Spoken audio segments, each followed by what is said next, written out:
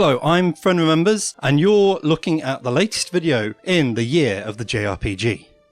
This week I want to look at the founding father of the entire genre. Now, it's not that there weren't role-playing games before Dragon Quest or Dragon Warrior, but they were very, very simple and based on traditional Dungeons & Dragons combat. That's not a bad thing. This game, this point here, released in the mid-1980s, is the point where the Japanese publishers switched things up and created a divergence in role-playing games. This is the game that started the entire trend of party-based adversarial combat where you're directed down a single path with a single set of characters, in this case just one character, against one single foe. And it's not that that's unique and had never been seen before in role-playing games, but player freedom is really restricted. You are given a role, you are given a character, it is put upon you. You are told to progress yourself through the story, and you do have agency, you do have choices. You have complete freedom of movement, but the storyline is prescriptive. That is the original Dragon Quest, and it's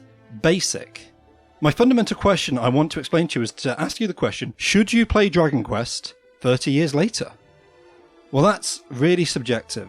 So, for retro video gaming fans, this is a brilliant callback. This is such a remarkable, important entries, the first JRPG and the first entry in the Dragon Quest series that has gone on with new entries, over 10 of them, over the following 30 years. This is video gaming royalty. But in the modern era, if you go back to this original game, what you'll be playing, it really doesn't feel like the original experience. The original game was released on the Famicom, it had pixel graphics, and the modern interpretation, what they have done is they've revisited the concept art. Now, it's brilliant concept art. The game was designed, it had celebrity influence from the artist from Dragon Ball. He was drawing these characters and they were being converted into small pixel graphic creatures that you would fight against. And to try and do him honor and justice, they've converted those original beautiful pixel graphics into these big screen-filling monstrosities. You only ever fight one enemy at a time. The innovation having multiple party members and multiple enemies on screen came later. Right now, this is a game about one-on-one duels. You versus a dragon. You versus a slime. You versus a beast.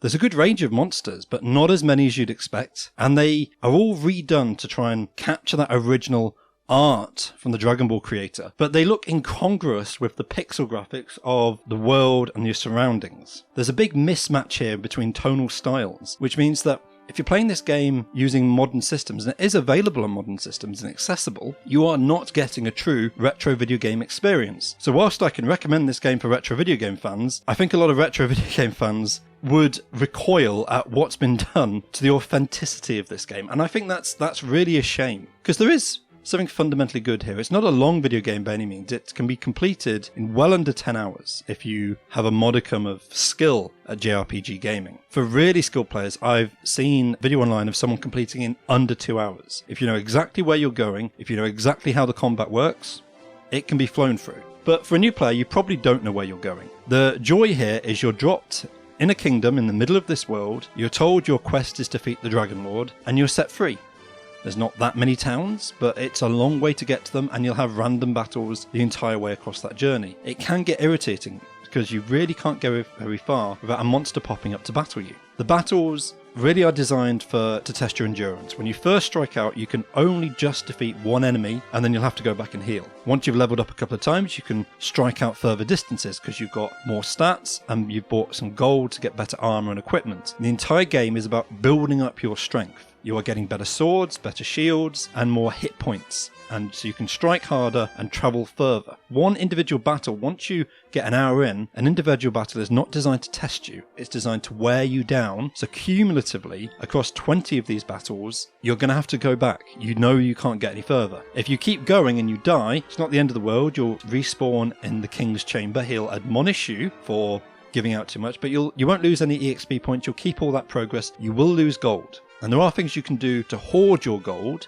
to make it safe in case you die. There's a bank system, and that's very welcome. But ultimately, the goal here is for you to travel so far and to work out when you're reaching your limits and turn back before that happens. I think this works really well, but the lack of directions does play upon you. I think modern players, and even I, struggle, because I ended up just visiting every town and talking to every character. I think that's That's part of the joy. It's what they want you to do in the game. It is fun, and it's not too big, it's not overwhelming. Mostly your directions are clear enough that when you get somewhere you can figure out what you're meant to do, but you've got a lot of freedom, a lot of agency, but not a lot of choice. Not a lot of the things you do will directly make a difference, save for making you stronger. Ultimately, your goal is to collect 3 magical items that are held by 3 different people on 3 different places across the world, then using them make your way to the Dragonlord, the ultimate enemy, and beat him. There's a little bit of optionality. There's one significant side quest to rescue the princess who's been captured and kidnapped. You'll learn about that early on. It's completely optional. You can do it or you can't do it, and it'll have a minor impact on the end of the game, whether you do or don't. There's a lot to enjoy here, and as I think is a quick retro gaming experience, although it's dated, single combat against a single foe, so many more games like this. So many more games have developed this genre so much further, but I enjoyed going back to this first entry, this initial significant game.